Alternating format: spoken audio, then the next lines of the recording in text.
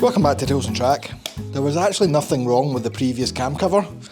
It's just this one's a different colour, and I wanted something to denote the fact that there's a new engine in here, because there isn't. Anyway, let's put it in the car. It is very grey though, isn't it? It's like how McDonald's used to be a fun place to go, and now all their corporate stuff looks miserable and corporate. So, yeah, maybe we'll call this engine the McDonald's engine. Maybe not. There you go.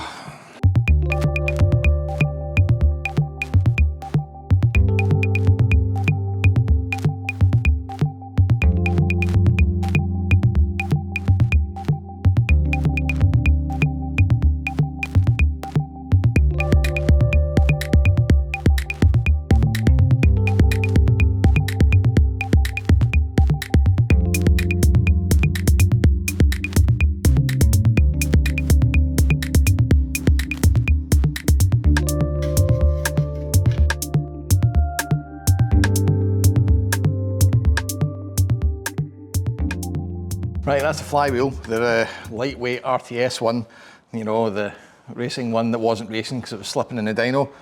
Got it back on. It's actually in really good condition. I'm not going to touch it too much because I've just cleaned it down. There's barely any signs of heat on it at all, so it was literally just at the torque load limit of the clutch plates. We can have a wee look at the clutch plates later, but they're not even worn either. They're just starting to glaze. Anyway, Loctite on, torqued up to spec. And obviously this is the last part of new fancy bits that I've got, and therefore the last bits of variable that are giving me the fear, because we are going to competition clutch, stage 3, whatever stage means, but it's a 6-puck, going to lose a bit of drivability obviously, but the reviews are good that it isn't too bad, but at least it'll give me the grip now and the power handling ability for the turbo. So I'm going to fire that on. I'm just hoping this is the same pattern for that, because that's an aftermarket flywheel for a different aftermarket clutch. Can't see it being a problem, but you never know. That goes on, the rest of it is just replace as per removal, and hopefully tonight I'll have an engine at least bolted in, because the clock's ticking.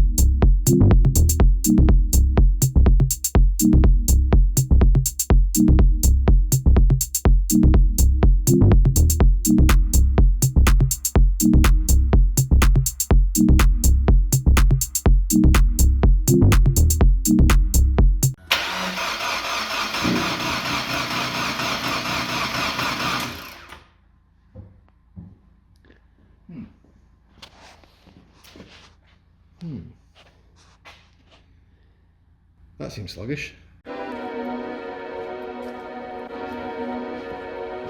Yeah. We've made a mistake, right? So first of all, I'm going to stipulate it's an non-interference engine, so I've just about got away with this.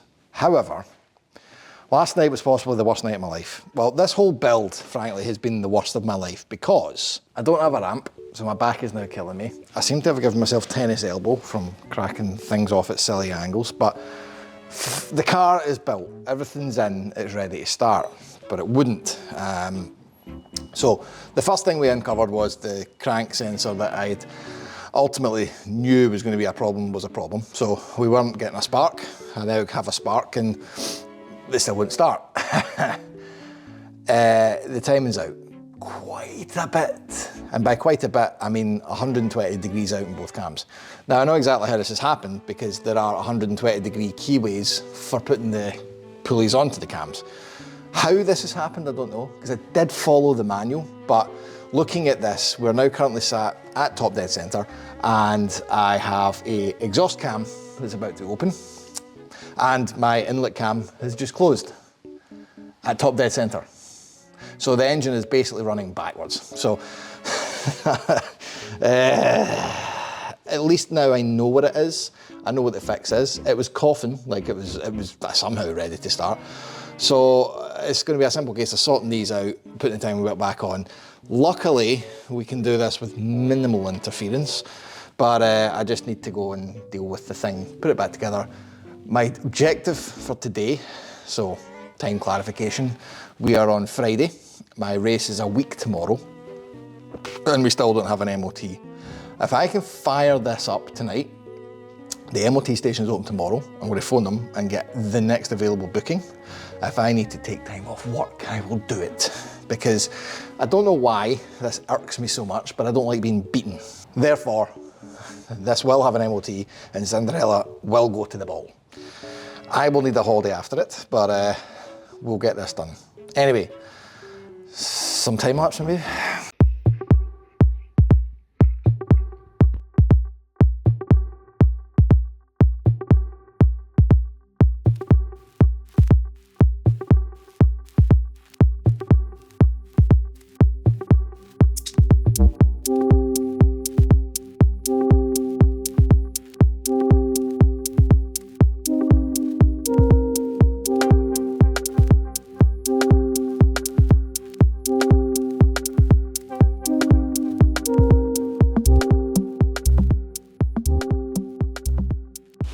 Right, we're at the happy point now because the last part is going on. Oh my God, I am quite tired and in quite a lot of pain. Now, whilst reassembling this, I have been considering how I've made such a stupid and amateur mistake. And the answer to this is fairly obvious. It's because I'm rushing. Now, I would never condone cutting corners and making silly mistakes, but that clearly is a good demonstration as to why you shouldn't. Thankfully, I don't think it's done any catastrophic damage, but sometimes slow and steady wins the day.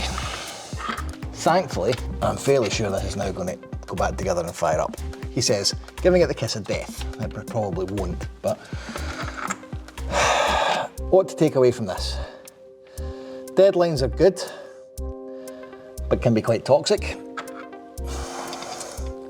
Keeping things secret, as this entire project has been because of the competitive advantage I discussed in episode 1, is more detrimental to fixing problems than you would imagine.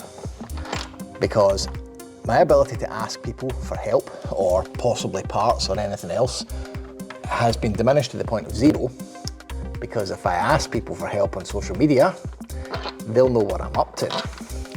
So I've had to kind of keep this all hush-hush, which has been tough, very tough. However, we're nearly done. And yes, after this, there will be some low-cost content, obviously, because I am well aware that is all the majority of you are here to look at. But while we're on that subject, at some point that low cost will finish. So I ask you, the viewers who are only here for low cost content, tell me in the comments below what you plan to do once I complete it. Are you all going to bugger off? Because that's probably my suspicion, and is also the reason why I am not purely focusing on low cost stuff, because I am not here to please those who are only here for a car and not for what we do. So bear that in mind the next time you're in the comments moaning that I'm not fixing a low cost. If you're only here for that and I finish it, what do you expect me to do next? Anyway, I'm bitching a moment because I'm tired. Let's hear this fire up.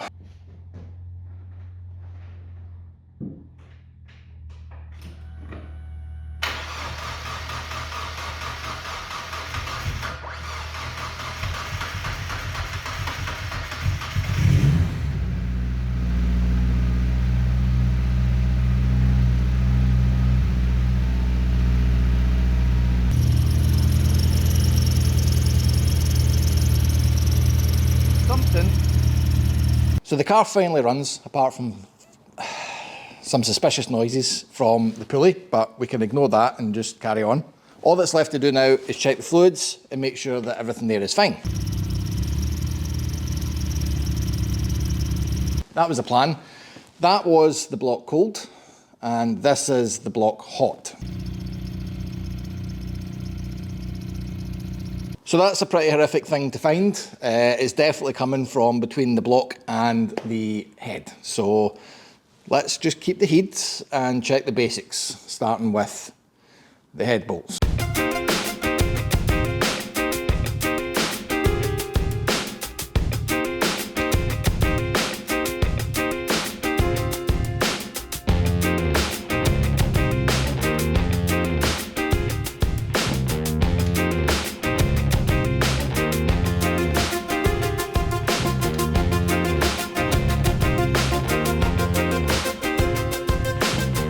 Well, this is going well.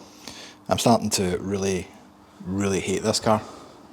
It went from just tolerating this braking to now just wanting it to never be a part of my life anymore. We have taken the rocker cover off, which is lucky that I keep calling these rocker covers like a 60s old cam cover.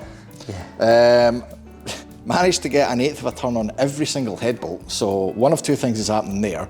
The gasket has either seated to tremendous levels of flex and has needed a retorque. Unlikely, because we took it to 40 and 60 foot-pounds and then rechecked 60 foot-pound after 10 minutes. So, don't know if that's the case. Either that gasket's a problem, we've got some, I didn't see a score anywhere, but... No, it looked okay. So it's not going to be finding a gap, or... The head was also machined before. Yeah, it's a fresh head. The only other thing can possibly be that the bolts are starting to stretch, which is a possibility. They're very, very small bolts. So we've now retightened them, and I'm not touching them again unless it's to take them out, because that's a risk in itself. If this still leaks, I've obviously got the brake cleaner out and cleaned all the old coolant off. If it still leaks, we're going to have to take the bolts out one by one and change them for another set of head bolts we happen to have. And if this problem still persists, it's going to be ARP time. And if it's ARP time, it's going to be a new head gasket, because the head gasket, it wasn't great. I wasn't a big fan of it, no. No, it's got no race sections. It's just very basic 3-stage with hole cutouts. So yeah, it's proving to be a problem. Also, I've now isolated the power steering pump from that squeak, because I had to see if that was it, and the squeak goes away. So the power steering pump's either on its last legs or just refuses to bleed. I think it just needs a lot of cycle, and I think it'll go away. Yeah. And other than that, Daniel's hidden all the Stanley blades because I'm at that point. And It just doesn't want. It just does not want to go back together, does it? It's one of these cars that it just does not want to work. We also now have, just to add to my levels of stress, potential coolant going into the oilways. Maybe, but the thing is, it's been built and it's been sitting there, so there could be loads of condensation. Maybe in the engine anyway. But given I've had coolant leaking outside it, there's also a it's not great. But I wouldn't rule that out. We'll see if it stops leaking first. Nah, it's still leaking. So the sit rep, today's Monday, I race on Saturday. I have pre-emptied this and ordered a proper Mazda head gasket, because the one that came out of there is the banger one that came out of that kit that nobody should ever buy. And I've ordered ARP head studs, because we have reused the old head studs, because we've been told that you can do that, but I think they might be stretching. They've obviously reached the end of their life, so that's the last two things. Hopefully, as both of these things have been on 24-hour delivery, they will arrive tomorrow. And what will follow, bearing in mind I still don't have an MOT, so the rest of this week's going to be frantic, but what is now going to follow is the most efficient way to do a head gasket with no time available, ever. Here we go.